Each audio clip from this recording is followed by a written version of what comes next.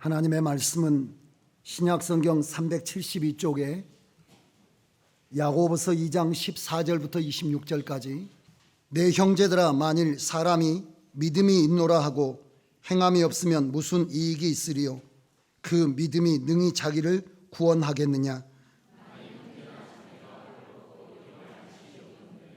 너희 중에 누구든지 그에게 이르되 평안히 가라 더욱게 하라 배부르게 하라 하며 그 몸에 쓸 것을 주지 아니하면 무슨 이익이 있으리요.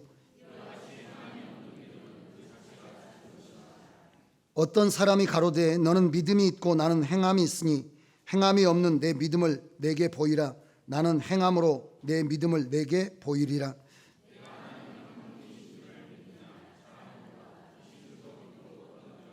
아 허탄한 사람아 행함이 없는 믿음이 헛것인 줄 알고자 하느냐.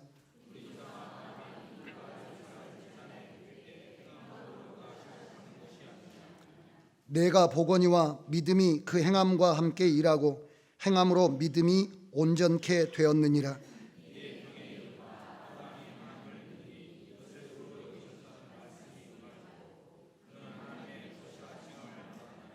이로 보건대 사람이 행함으로 의롭다 하심을 받고 믿음으로만 아니니라.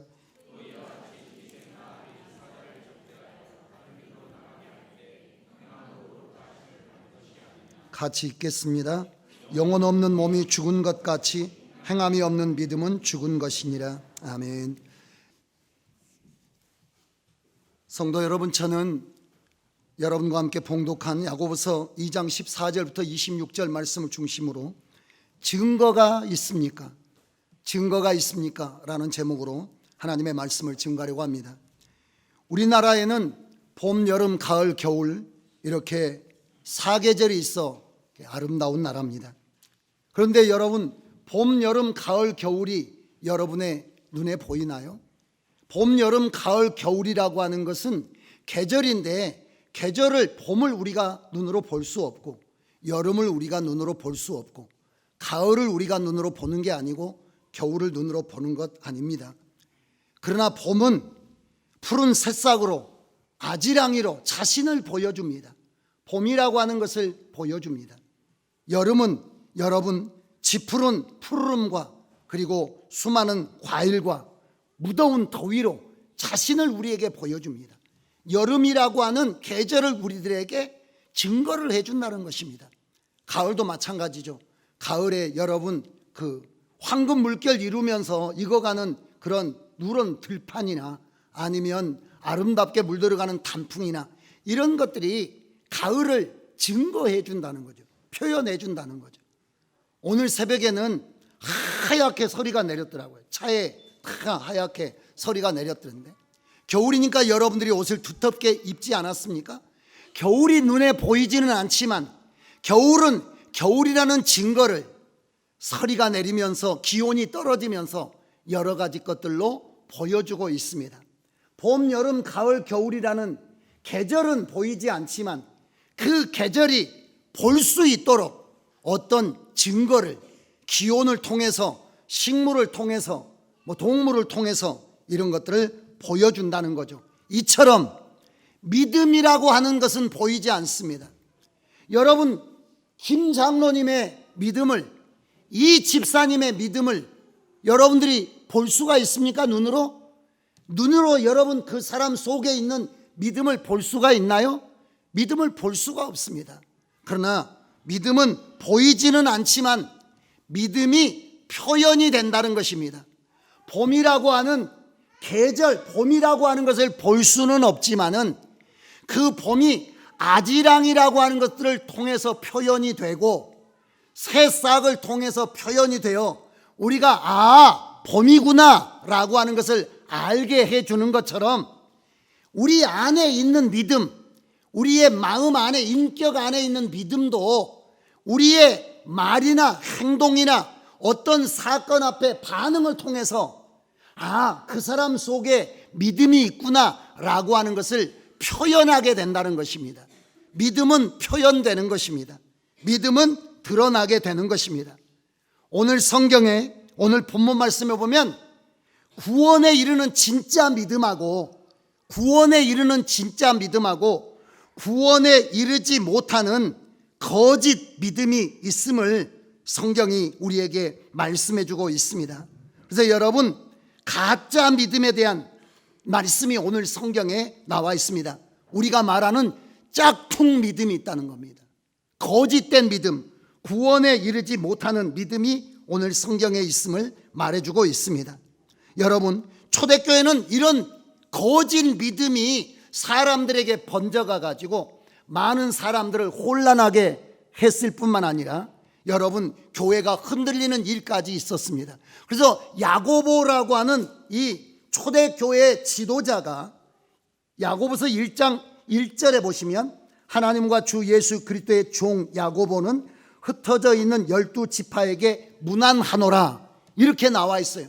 그러니까 당시에 소아시아 유럽 쪽으로 이렇게 교회가 점점 번져가는데 그 교회마다 거짓 믿음을 진짜 믿음으로 사람들에게 이야기하는 사람들이 다 여기저기 침투해 가지고 믿음을 흔들어서 사람들이 제대로 된 성경적 믿음을 갖지 못하게 할 뿐만 아니라 교회가 붕괴되고 흔들리게 하는 일들이 있었다는 것입니다. 그래서 초대교회가 혼란에 빠지게 되었습니다. 그런데 여러분, 지금 우리가 사는 이 세대에, 지금 우리가 사는 이 시대에 믿음에 대한 더 혼란함을 겪고 있습니다. 여러분, 믿는다는 것이 무엇입니까? 믿음이 있다는 것이 무엇입니까? 믿음이, 성경이 말하는 믿음이 정말로 우리 마음 안에 있는 것인지, 무엇이 바른 믿음인지, 무엇이 옳은 것인지 저마다 자신이 옳다고 주장하고 있는 바람에 성도들이 심지어는 이단에까지 빠지는 일들이 굉장히 많아지고 있어요. 여러분, 오늘 본문 말씀을 통해서 성경적인 믿음을 갖추는 것이 필요합니다. 주님께서도 누가복음 18장 8절에 인자가 올 때에 믿음을 보겠느냐, 믿는 자를 보겠느냐 이런 말씀을 하셨거든요. 그러니까 그 말은 무슨 뜻입니까? 믿음이 왜곡되고 믿음이, 바른 믿음이 없어지는 그런 시대에 우리가 여러분 살게 될 것을 주님께서 예고해 주신 겁니다. 믿음이 변질된다는 겁니다. 여러분들이 진짜인 줄 알고 붙잡았는데 썩은 것이면 끝나는 거잖아요. 옛날 전래 동화에 보면 막 하늘에서 줄이 내려오잖아요. 그게 남매가 막 호랑이에 쫓겨가지고 그 타고 올라가서 뭐 이런 이야기가 있고, 나중에 호랑이도 줄이 내려왔는데 그 줄 잡았는데 썩은 줄이어가지고 뭐 줄이 끊어져 땅바닥에 떨어져가지고 수시에 뭐 궁둥이가 찔렸다는 이야기가 그런 이야기가 있는데, 여러분이 진짜 생각하는 믿음은 하나님께서 말씀하시는, 성경이 말하는 구원에 이르게 하는 믿음인가요? 아니면 혹시 여러분이 믿음이라고 철석같이 여러분 붙잡고 있는 것이 썩은, 거짓된, 잘못된 믿음이 아닌가? 여러분들이 다시 한번 이 첫 주에 여러분들의 믿음을 재점검해 볼 필요가 있습니다. 여러분, 성경이 말하는 믿음은 어떤 것일까요? 로마서 10장 17절에 그러므로 믿음은 들음에서 나며 들음은 그리스도의 말씀으로 말미암았느니라 이렇게 말씀하고 있습니다. 그러니까 믿음이라는 게 뭐냐면 하나님의 말씀을 들을 때 우리 안에서 일어나는 확신을 말합니다. 뭐라고요? 믿음이라는 것은 뭘로 시작하는 거예요? 하나님의 말씀을 들을 때 어디에서 반응이 나타난다는 겁니까? 우리의 마음 안에서 그것을 뭐 하게 된다는 건가요? 확신케 된다는 거예요. 그러니까 믿음이라고 하는 것은 하나님의, 지금도 여러분 그러니까 믿음이 여러분에게 주어지고 있는 시간입니다. 믿음이라는 것은 하나님의 말씀을 들을 때 우리 안에서 일어나는 그 말씀에 대한 확신을 믿음이라고 이야기합니다. 우리 안에. 그런데 마음으로 믿어 의에 이른다라고 했고 우리 마음 안에서 일어나는 확신이라고 말을 했기 때문에 우리 안에서 일어나는 것이니까 사람들이 볼 때 이게 진짜 믿음이 있는 것인지 없는 것인지 알 수 없고, 자신도 자신이 확신했다라고는 여러분 그렇게 의심하지 않지만 이게 진짜 내 안에서 확신이 된 건지, 내가 믿는 것처럼 스스로 착각하고 있는 것은 아닌지 알 도리가 없다는 거죠. 우리 마음 안에서 일어나는 것이기 때문에. 다른 사람도 알 수 없고 나 자신도 사실은 내 안에서 일어나는 변화와 반응이 이게 진짜인지, 이게 뭔가 그 거짓된 것인지 알기가 쉽지 않다는 거죠.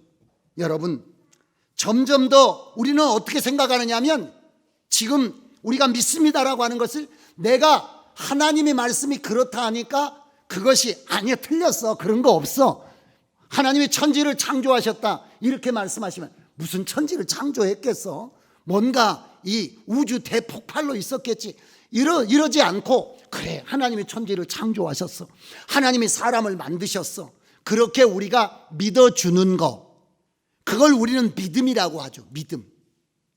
그걸 우리가 이제 뭐라고 하냐면 지식적으로 동의한다라고 이야기하는데, 사람들이 점점 믿음을 어떻게 이해하고 있느냐면, 하나님의 말씀을 들을 때 그것이 틀린 말은 아니다 라고 내가 동의해 주는 것을 내가 믿음이 있다, 이렇게 점점 사람들이 믿음을 이해하기 시작했다는 것입니다. 아, 예수 믿으면 천당 가 라고, 그래 그게 맞는 말이야 라고 그 지식을 내가 받아들여서 그 지식에 고개 끄덕거려주는 그런 동의하는 것을 믿음이라고 점점 사람들이 생각하기 시작했다는 것입니다. 여러분, 의심하지 않고, 나는 진짜 하나도 의심 안 해, 하나님이 천지를 지었다고 믿어, 아담과 하와가 타락했다라고 믿어, 나는 절대 그것에 대해서 눈꼽만큼도 의심이 없어 라고 하는 것을 우리가 믿음이라고 생각합니다. 그것이 여러분 믿음이 아닌 것은 아니지만 믿음의 전부는 아닙니다. 성경에 대한 지식을 가진 것이 믿음이라고 생각하는데, 그러다 보니까 여러분, 우리는 뭘 무시하느냐 하면 믿음대로 반응하는 삶에 대한 것들을 다 무시하고 삽니다. 우리가 하나님을 믿는다면 그 믿음에 대한 반응으로 행동이 나와야 되는데, 믿으면 되지 자꾸만 이렇게 이야기하고, 심지어는 우리가 뭔가 하나님의 사람답게 살아야 돼 라고 하는 이야기를 하면 이것을 율법주의로 공격하면서, 그렇게 자기가 무엇을 해서 구원 얻는 것은 아닌데 자꾸만 우리가 하나님의 말씀대로 사는 것을 공격하는 그런 시대에 우리가 살고 있습니다. 믿음으로 반응하는 삶을 무시하게 되고 행함이 없게 돼요. 그러니까 예수 믿는 사람이 성경 66권을 믿지만은, 그러나 예수 믿는 사람의 말과 행실과 사랑과 믿음과 정절과 어떤 사건에 반응하는 것에는 전혀 그가 믿는 믿음이 밖으로 표현되지 않는 이런 세상에 우리가 지금 살고 있는 겁니다. 우리 우리나라의 1,000만 기독교인들이 세계 어떤 나라보다도 예수님을 절대적으로 믿고 하나님을 결사적으로 믿습니다. 그런데 우리는 그 믿음이 하나님이 있다는 걸 믿는 거죠. 하나님이 살아계신다는 걸 믿는 거죠. 그러나 믿기에 그 믿음은 당신을 오늘 어떻게 말하게 하며, 당신으로 어떻게 결정하게 하며, 당신으로 어떻게 행동하게 했습니까? 라고 말한다면 아무것도 없는 이런 믿음이 여러분, 오늘 성경이 말하는 잘못된 믿음입니다. 바르지 않는 믿음입니다. 여러분, 오늘 본문에서 야고보는, 예루살렘 교회의 지도자인 야고보는 진정한 믿음은 반드시 반응을 나타낸다. 한 번만 따라서 해보실까요? 뭐라고요? 거꾸로 해봐요. 반응이 나타나지 않는 믿음은, 그것은 여러분 자기 기만이요, 속이는 것이며, 그것은 여러분 설익은 믿음이고 성경이 말하는 믿음이 아닙니다. 이것은 헬라 철학자들의 철학적인 사상과 마찬가지. 당시에 헬라 철학자들이 있었는데 그 철학자들은 지식의 즐거움이라고 하는, 뭔가를 배워가지고 그 배운 지식을 가지고 있는 즐거움, 그러나 그 지식이 그 사람의 사상이 되고 그 사람의 행동 지침이 되고 그 사람이 그렇게 살아가도록 인도해 주는 등불이 되게 되는, 그러니까 당시의 철학자들은 철학이 자기의 인생을 지배하는 건 아니라는 거예요.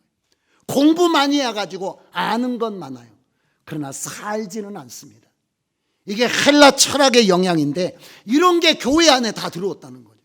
그래서 교회가 어떤 생각을 하고 있느냐면 믿어줄게, 거기까지예요. 그런 너는 그 믿음이 너를 움직여야 되고 너로 살게 하는 것이 믿음이라고 오늘 이야기하는 것입니다. 사람이 마음으로 믿기 때문에 마음에 있는 증거를 뭐라고 합니까? 심증이라 그러잖아요. 심증. 심증이 있지만은 그 심증은 뭘로 나타나야 되죠? 물증으로 나타나야 그것이 확실한 거잖아요. 그런데 우리는 자꾸만 뭐 수사하거나 그럴 때 그런 말을 자주 듣지 않습니까? 심증은 있는데 그러면 범인으로 특정할 수 있나요? 없나요? 없는 거죠.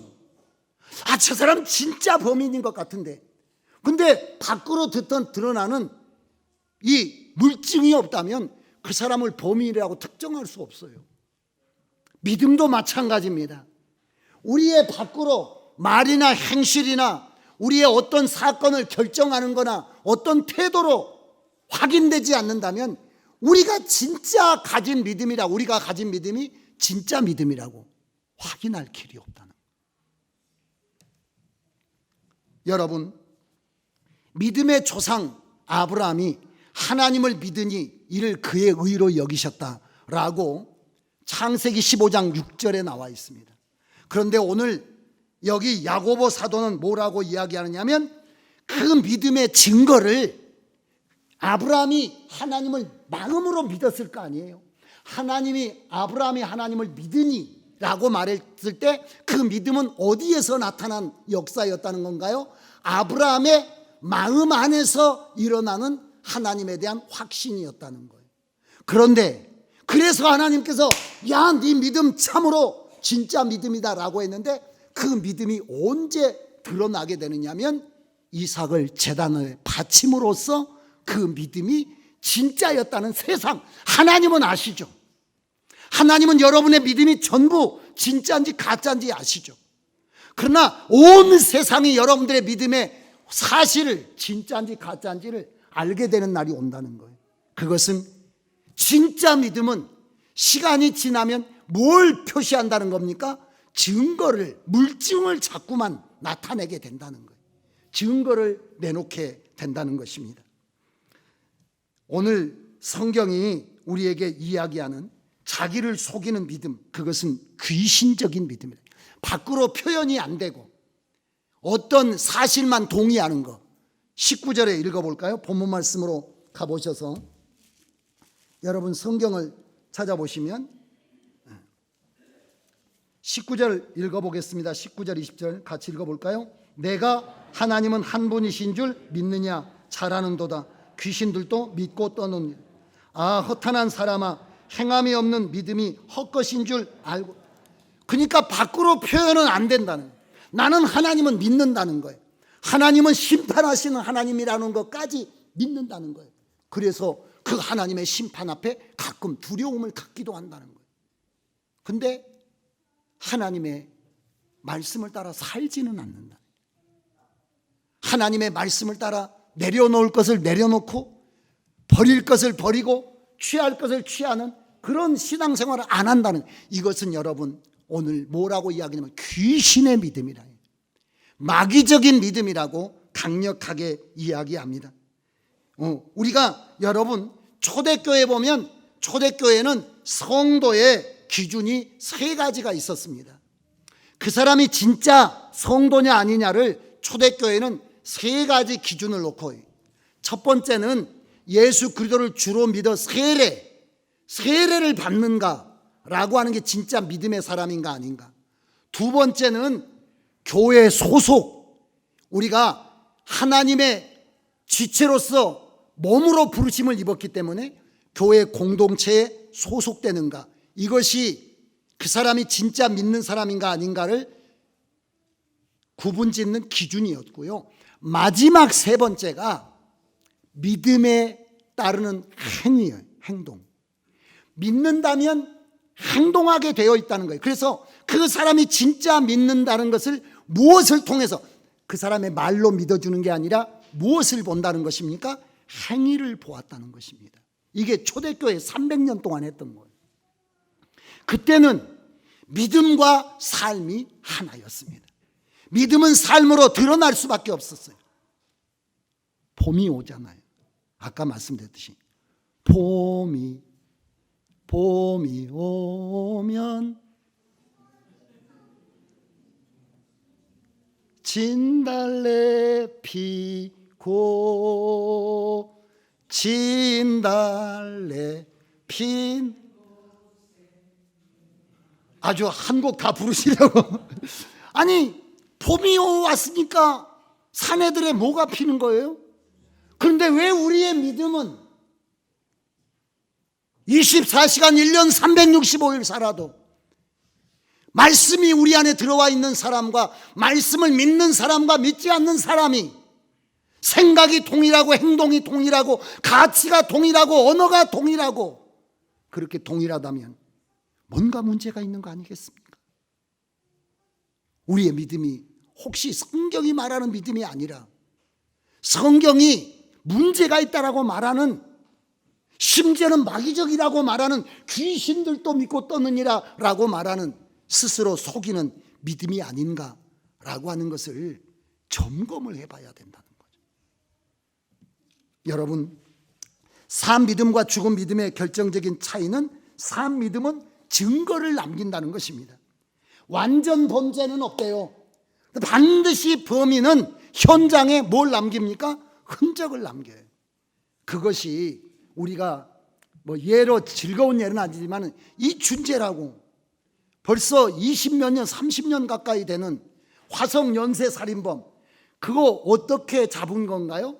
그 사람의 눈에 잘 보이지도 않는 혈흔, 핏자국인데 사람 눈에 보이지도 않는 그 핏자국, 그걸 채취해가지고 국립과학수사연구소 거기서 DNA 분석해가지고 지금 나온 거 아니에요. 그래가지고 그걸 다 올라와 있는 범죄자 뭐 이런 것들하고 다 맞춰보니까 딱 한 사람하고 맞았다는 거 아닙니까? 그게 이춘재하고. 그래서 그 사람을 살살 구슬려가지고 그 사람의 자백을 받아서 지금 해결되지 않는 거의 그 화성 연쇄 사건의 진범이 그 사람이므로 그렇게 증거가 되고 있지 않습니까? 저희 어렸을 때는요, 텔레비에서 형사 콜럼보라고 그래가지고 이 바바리 외투 입고 나와가지고 이렇게 좀 약간 어리숙한 그런 수사물이 있었는데 그분은 항상 현장에 와요. 범죄 사건 현장에 와가지고 이것도 물어보고 뭐 이것도 들춰보고 하다가 나중에 결정적 증거를 가지고 이야기를 합니다. 항상 재밌어요. 그래서 꼭 증거를 남겨. 처음에는 막 팔팔 뜁니다. 범인들이 뭐 잡아가 어쩔 때는 막 당당해요. 잡아가보라 뒤져보라고 막 그래요. 그렇습니까? 막 이러면서 하다가 그래가지고 하나를 딱 끄집어가지고 그 사람에게 들이밀어요. 그러면 그냥 범인으로 잡혀가는 거예요. 이런 것처럼 산 믿음은 여러분 반드시 증거를 남기게 되어 있습니다. 그래서 야고보는 세 가지 증거를 오늘 이야기합니다. 첫 번째는 아브라함의 증거를 이야기해요. 아브라함이 이스라엘 사람들이 제일 존경하는 사람이고 믿음의 조상이잖아요. 믿음의 조상인데 아브라함이 의롭다 마음으로 확신할 때는 언제냐면 창세기 아까 말씀드린 것처럼 15장 7절이에요. 근데 그 믿음이 가만히 있는 게 아니라 뭘 드러낸다는, 표시를 밖으로 드러난다는 거예요. 여러분들도 열이 막 있고 그러시잖아요. 속에 혹시. 그러면 뭐가 드러나나요? 밖으로? 열꽃이 피잖아요. 애들 안 키워보신 분들은 아직 몰라요. 애들이 막 열이 오르고 그러잖아요. 그럼 막 애들이 경기하기도 하고 막 몸부림치기도 하고, 그럼 조금 있으면 밖으로 막 이렇게 뿔긋뿔긋하게 밖으로 드러나지 않습니까? 그런 것처럼 아브라함이 믿음으로 의롭다함을 얻었다고 사람들이 막 주장한다는 거예요. 믿음으로 의롭다함을, 맞습니다. 그러나 그 믿음이 진짜라는 사실이 아브라함의 인생이 지나가면서 아브라함의 인생 속에서 밖으로 드러났다는 거예요. 그래서 아브라함의 믿음이 진짜인 것은 아브라함이 믿을 때 진짜로 믿었겠지만 그것이 이삭을 바치는 행동으로 나타났을 때 증거, 확인된 거 아니냐 이거예요. 심증이 창세기 15장 7절에 있었다면 물증은 어디에 있었다는 겁니까? 창세기 22장에 이삭 데리고 모리아 산에 바치러 갈 때 물증이 나왔다는 거예요. 제가 한번 물어볼게요. 여러분 예수님 믿습니까? 아멘 소리가 팍 죽었네. 여러분 하나님 믿습니까? 여러분 마음으로 정말 의심 없이 믿습니까? 심증은 가네요. 그러면 여러분 물증이 뭡니까? 물증이 오늘 여러분 교회 나오신 것이 물증이시겠죠. 여러분 물증이 뭡니까? 주님께서 네가 낮은 자리에 서라 라고 하시는 것 때문에 여러분들이 항상 자신을 낮추는 것이 물증이시겠죠. 어렵고 힘든 가운데서도 여러분들이 교회 안에 사역들을 맡아서 살아가는 것들이 물증이겠죠. 여러분 물증이 정말 필요합니다. 라합의 이야기를 두 번째 오늘 야고보가 이야기한데 기생 라합이라고 하는 사람은 어디에 살고 있었느냐면 여리고 성에 살고 있었죠. 여리고 성은 가나안 땅에 있는 처음 성인데 이스라엘 사람들이 지금 광야 40년을 거쳐서 이스라엘 땅으로 진격해 들어오는 과정입니다. 그때 이 여리고 성 안에 살던 라합이라고 하는 사람이 뭘 믿게 됐느냐면 하나님을 믿게 됐잖아요. 하나님을 믿는데 그 여리고 성을 정탐하기 위해서 이 정탐꾼들 두 사람이 그 성으로 스며들어요. 그 사람들이 라합의 집으로 찾아가게 됩니다. 라합의 집으로 찾아가자 라합이 그 사람들을 맞아줘요. 환영을 해줘요.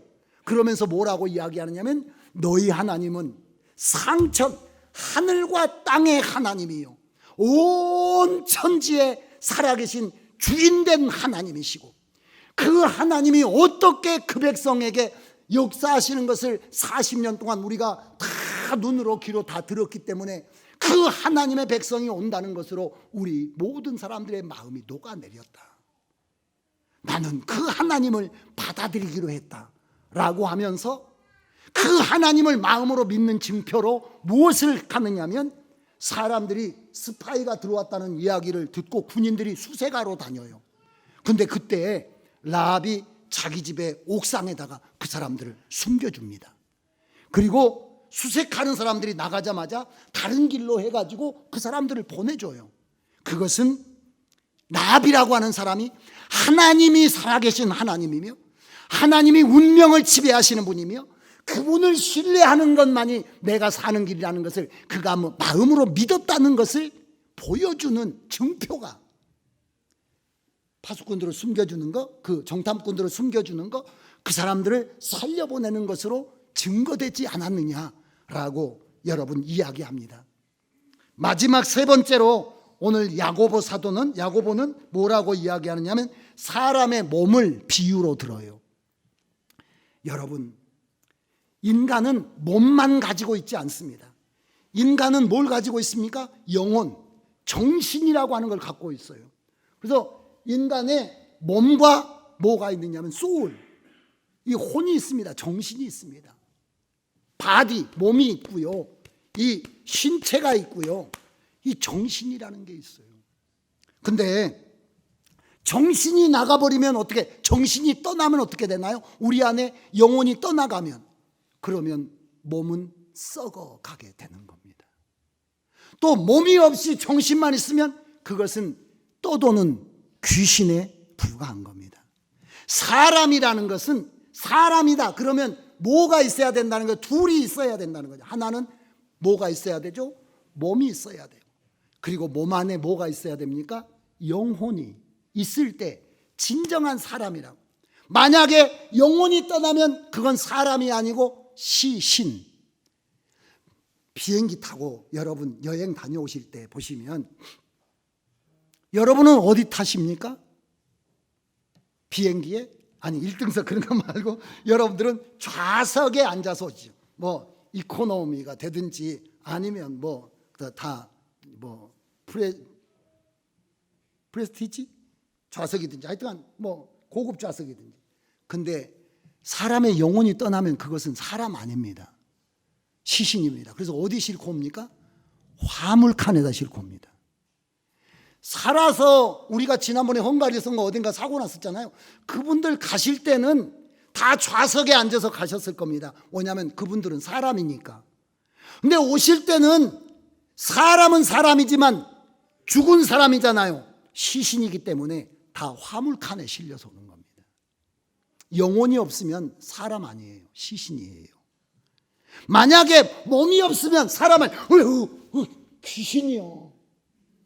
그렇지 않습니까? 영혼과 몸이 있어야 사람인 것처럼 믿음이라는 것도 마음의 확신과 그리고 그 확신이 우리 밖으로 표현하는 뭐가 함께 있어야 진정한 믿음이라는 건가요? 행위가 있어야 된다는 거예요. 그런데 우리가 복음을 잘못 받아들이다 보니까 믿음이라고 하는 것이 마치 행위와 정반대되는 것처럼 생각해가지고 한국 교회는 믿기는 하는데 살지는 않는 이상한 오류에 빠지게 된 겁니다. 여러분, 믿음과 행위가 반대말이 아니라 잘 들어보십시오. 믿음과 공로가 반대말입니다. 내가 그렇게 행동하게 한 것은 내게서 난 것이에요? 믿음이 내 안에 들어오면서 난 것입니까?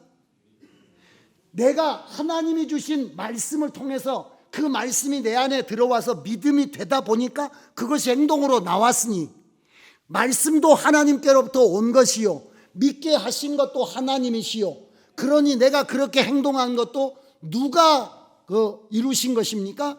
하나님께로서 이루신 것이기 때문에 영광을 누구에게 돌려야 돼요? 여러분들이 주일 한 번도 안 빠지고 52주 예배 드렸습니다. 그렇게 여러분 예배를 드리신 거 여러분 자랑스러워, 여러분 공로예요? 하나님께 영광을 돌려야 돼요?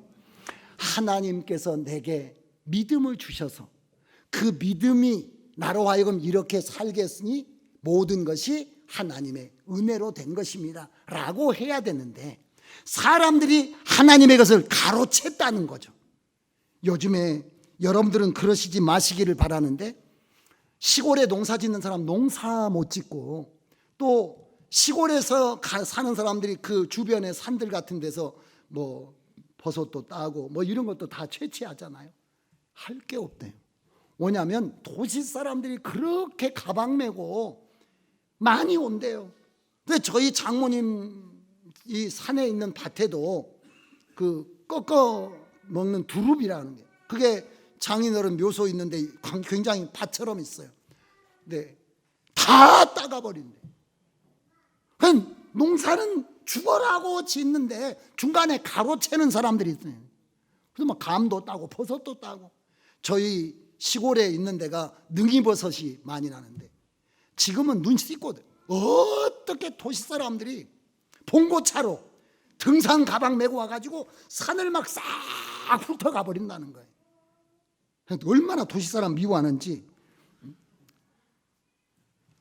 우리가 그런 식이라는 거예요. 하나님의 말씀이 하나님의 은혜로 우리 안에 주어졌고 그 말씀을 하나님의 은혜를 따라 내가 믿게 됐고 그 말씀이 나로 그렇게 살게 했으니 물론 내가 하나님의 도구로 쓰임은 받았지만 이 모든 것을 누가 하신 거냐면 하나님이 하신 거죠.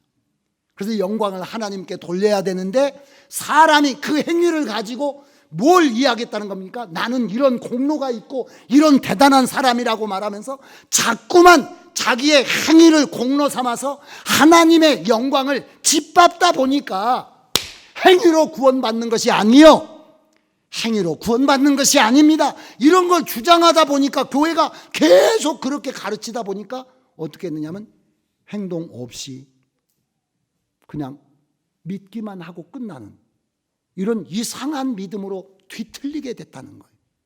그래서 여러분들이 가만히 생각해 보십시오. 한국 교회는 믿는 사람은 많지만 믿음의 증거가 없어요. 뭘로 증거를 삼겠습니까?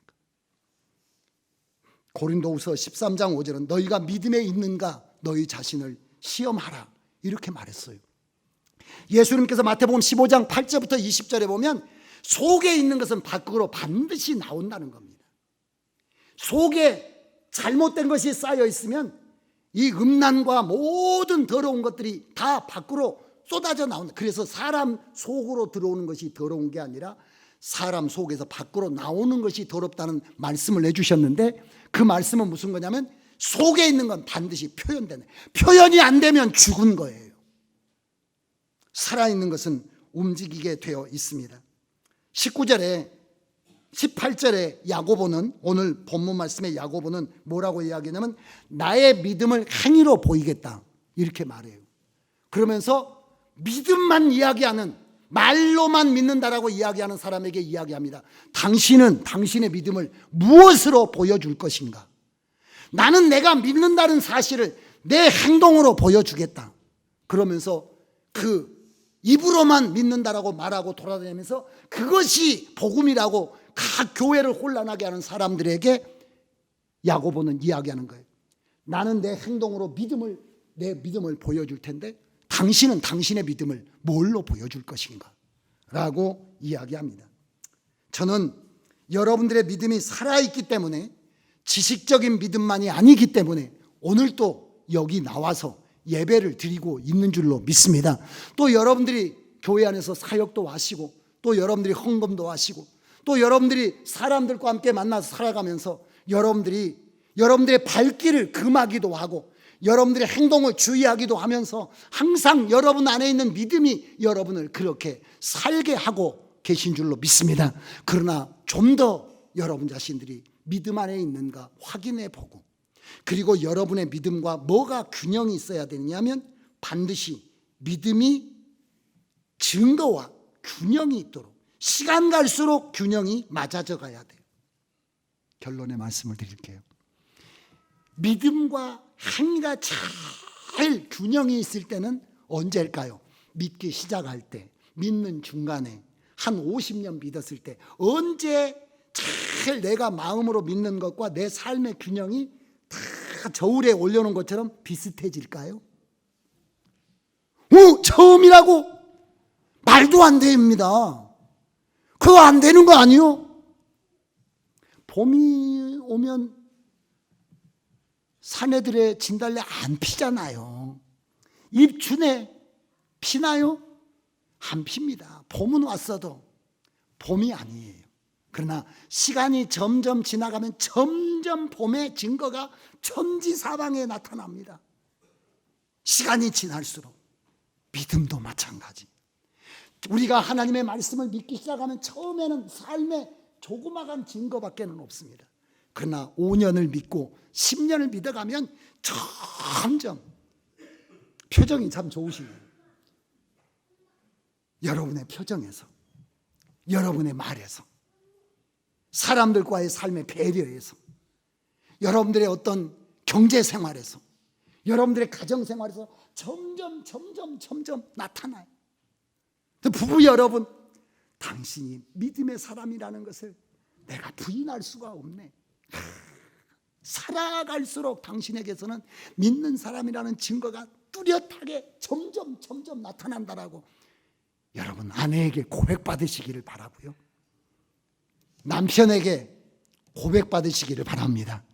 저는 그런 사람일까요? 제가 목회에 가면서 정말 우리 목사님이 시간이 갈수록 그 믿음이 삶으로 증거가 된다라고 생각할까요? 아니면 갈수록 증거가 쪼그라들어서, 제가 제일 싫어하는 소리가, 처음에는 첫사랑은 다 처음에는 예수, 그렇게 나도 처음에는 뜨겁게 그렇게 믿었어, 이런 소리 제일 싫어합니다. 왜? 묵은 닭이 되려고 하십니까? 산삼은 1년근보다 2년근이 약효가 좋고 5년근이 약효가 좋고, 산삼은 100년 먹을수록 캤을 때 신봤다 이렇게 하지 않습니까? 왜 오늘 우리는 예수 그리스도를 믿는 사람들 가운데 신봤다를 외칠 수가 없는 것입니까? 저는 저의 믿음을 다시 한번 돌아봅니다. 그리고 저에게 주 예수의 이름으로 물어봅니다. 당신의 마음 안에 믿음은 당신의 삶의 증거를 가지고 있는가? 저에게 물어봅니다. 그리고 성도 여러분들에게 이 첫 주에 다시 한번 물어봅니다. 여러분들이 믿고 계심으로 살고 계시겠지만 그 삶의 증거가 갈수록 다양해지고 뚜렷해져서 아브라함이 마지막 증거로 이삭을 바침으로 그 믿음이 완성된 것처럼, 믿음이 꽃 핀 것처럼, 활짝 핀 것처럼 여러분들의 믿음이 피어나고 있는지, 그래서 이 한 해 동안에 하나님의 믿음이 증거되는 여러분 되시기를 주의 이름으로 축원합니다.